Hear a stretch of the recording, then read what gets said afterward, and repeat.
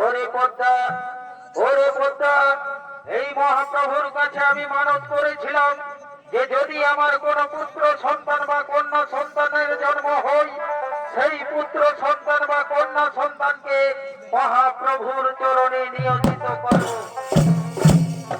তাই তাই তো তোমাকে আমি নিয়ে এসেছি মা, এই মহাপ্রভুর চরণে নিয়োজিত করার জন্য। আজ থেকে তুমি এই মহাপ্রভুর আশ্রিতা, আজ থেকে তুমি এই মহাপ্রভুর আশ্রিতা। অগ অগ পিতা, এ আমার চরম সৌভাগ্য পিতা, এ আমার চরম সৌভাগ্য। এই জগৎ সংসারে এমন ভাগ্য কজনের আছে বলো তো পিতা? এই জগৎ সংসারে এমন ভাগ্য কজনের আছে? ওরে ওরে পদ্মা, এই মহাপ্রভু আমাকে স্বপ্নে জানিয়েছে যে তার পরম ভক্ত জয়দেব নামে কোন সুপুরুষের সঙ্গে তোর বিয়ে দিতে। কিন্তু আমি তো সেই জয়দেবকে চিনি না, জানি না। তাই তাই তোমাকে চিনে নিতে হবে মা, তাই তোমাকে বরণ করে নিতে হবে সেই জয়দেবকে। ঠিক আছে, ঠিক আছে পিতা, তাই হবে। আমি মহাপ্রভুর পরম ভক্তের গলায় মালা দেব, আমি পরম ভক্তের গলাতে মালা দেব। ওরে মা, ওরে মা পদ্মা, তাহলে আজ থেকে এই মন্দির প্রাঙ্গণে তুমি সেই জয়দেবের অপেক্ষা করো। মহাপ্রভু ঠিক তোমাদের দুজনকে মিলে দেবে। আমি এখন আসি মা, আমি এখন আসি। নিজের খেয়াল রাখিস মা, নিজের খেয়াল রাখিস। পিতা, পিতা, পিতা।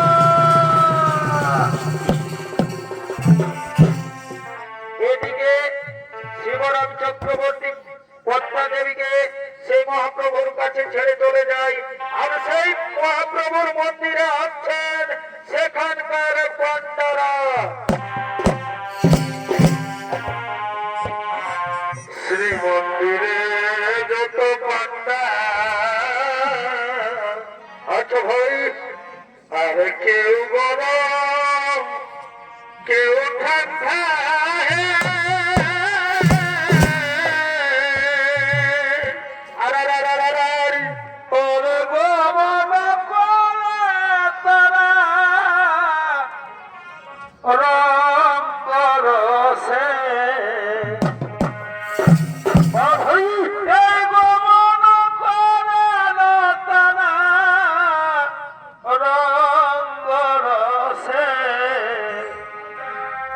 এই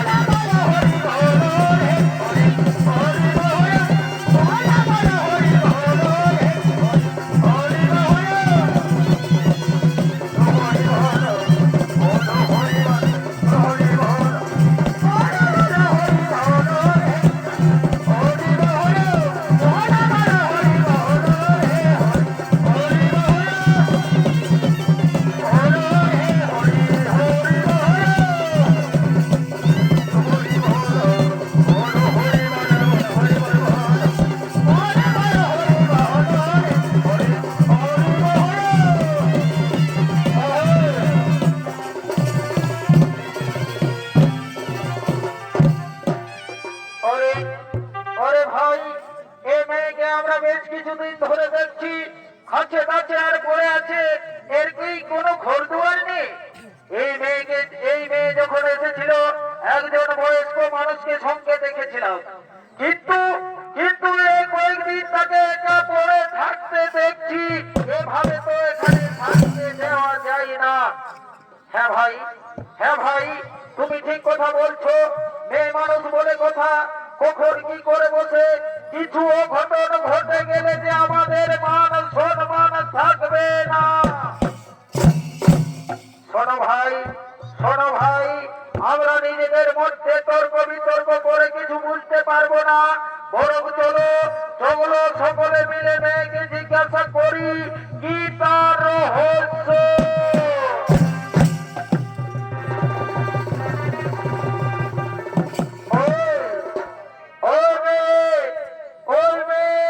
কি তোমার নাম? কেন এখানে পড়ে আছো?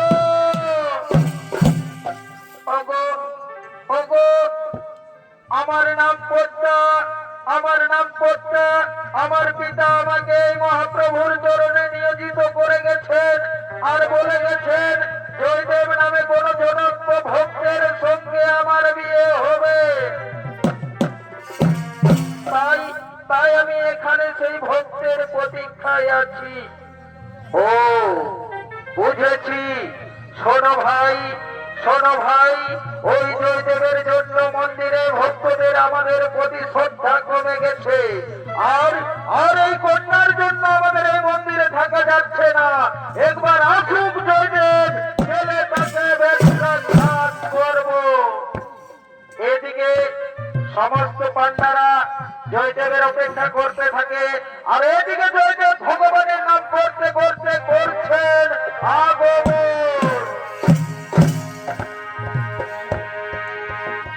আমার কেহ নাই, তাই তোমার জানাই।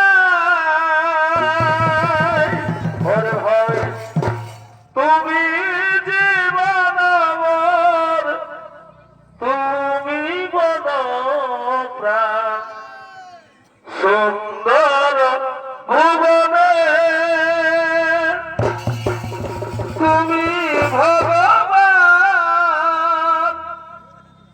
তুমি ভগবান, ওগো তুমি ভগবান।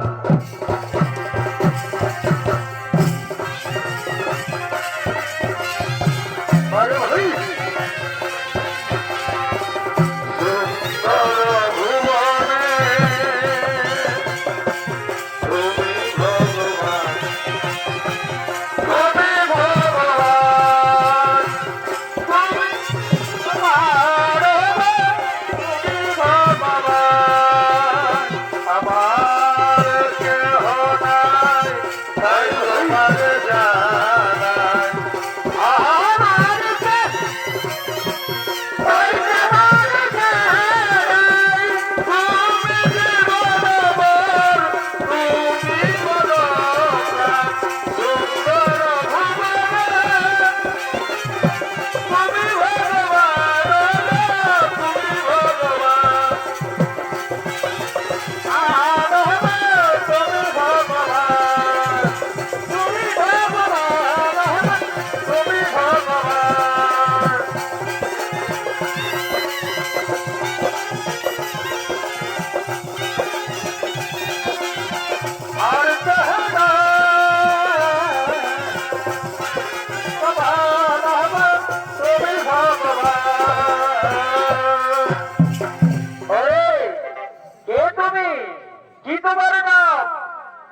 আমার নাম, আমার নাম, আমার নাম জয়দেব। কি কি বললে? জয়দেব? ওরে ভাই, পেয়েছি, এতদিনে পেয়েছি সেই জয়দেবকে। ওরে জয়দেব, তোমার জন্য আমাদের এই মন্দিরে গুরুত্ব কমে গেছে। আজ তোমার একটা খাস করে প্রতিশোধ নেব।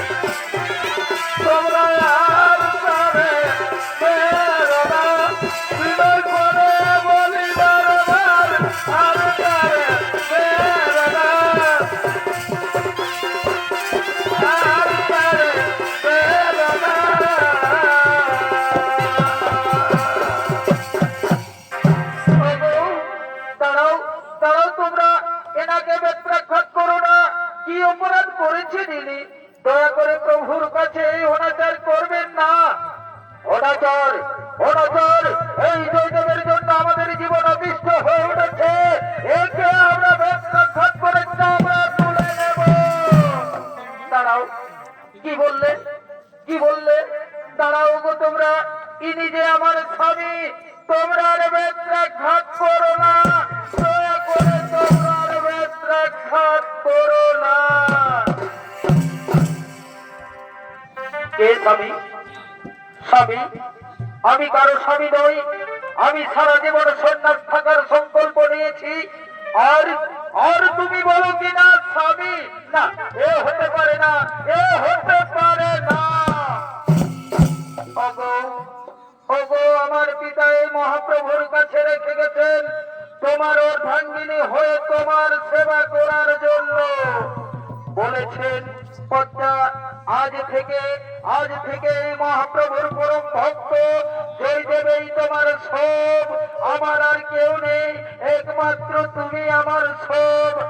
তাই আমাকে গ্রহণ করুন স্বামী, তাই আমাকে গ্রহণ করুন। ও বুঝেছি, বুঝতে পেরেছি প্রভুর লীলা, তাহলে তাই মহাপ্রভুর ইচ্ছে। তবে শোনো পদ্মা, আজ থেকে তোমাকে আমি স্ত্রী রূপে গ্রহণ করলাম। চলো চলো, এই পান্ডার রাজ্যে আর আমরা থাকবো না, আমরা নিজালয়ে চলে যাই।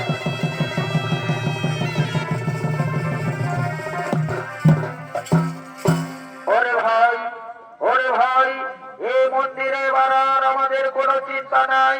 চলো চলো, এখন আমরা নিজালয়ে ফিরে যাই।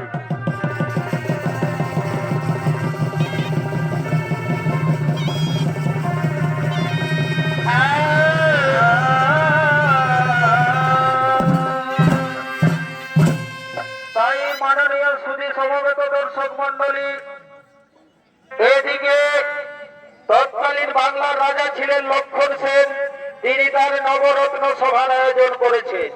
আর এই নবরত্ন সভার আয়োজনের নিমন্ত্রণ দিতে নগরে নগরে ছুটে চলেছেন।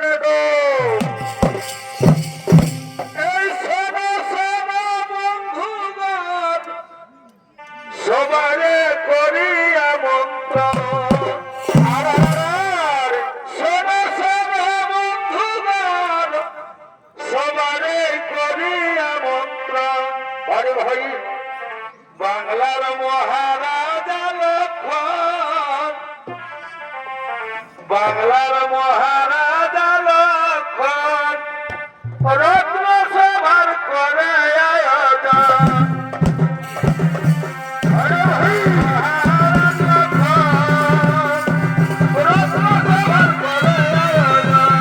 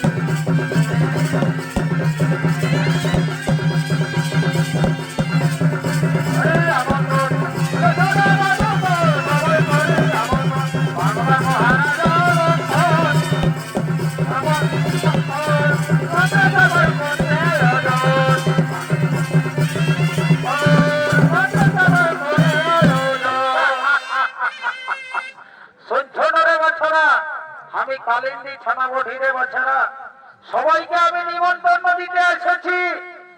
জেঠা, কাকা, খুড়া, দাদা, পিসা, মাই, মসি, কাকি, জেঠি সবাই যাবে। আমাদের মহারাজা লক্ষণ সেন নবরত্ন সভার আয়োজন করেছে, তাই সবাইকে উপস্থিত থাকার জন্য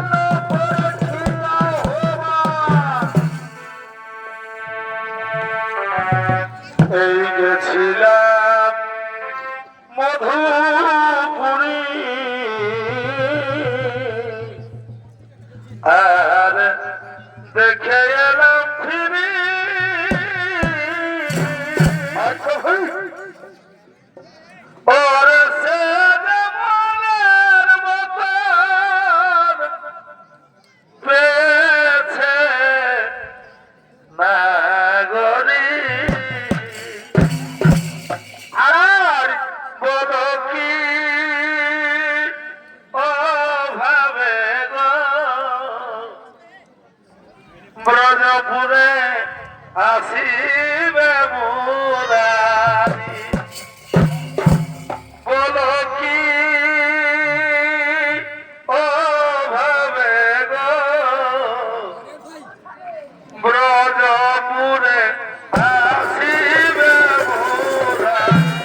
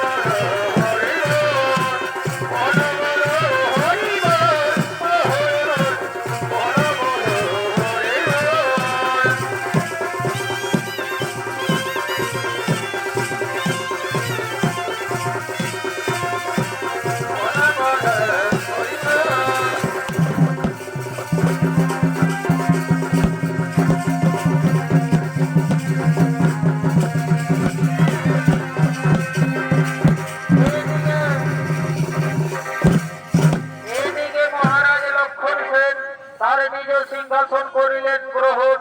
আর এদিকে দেশ বিদেশের রাজা ও যুবরাজগণ করছেন নবরত্ন সভায় আগমন।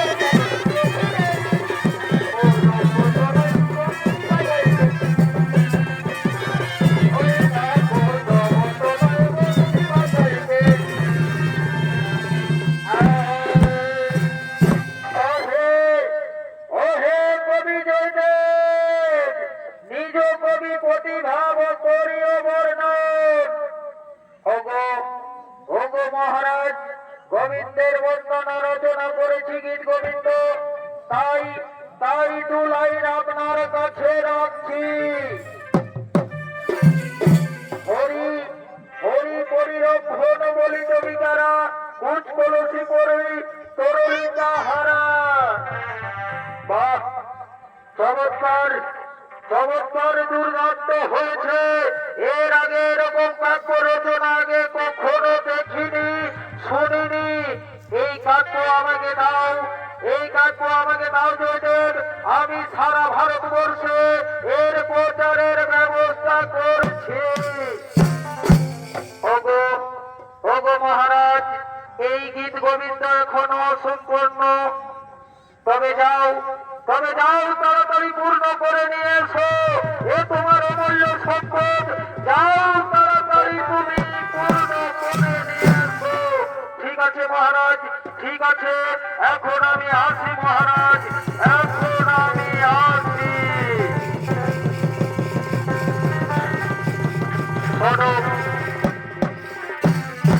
শোনো ভাই সব, চলো চলো জয়দেবের গীত গোবিন্দ সম্পূর্ণ করার কলা কৌশল দেখি চলো।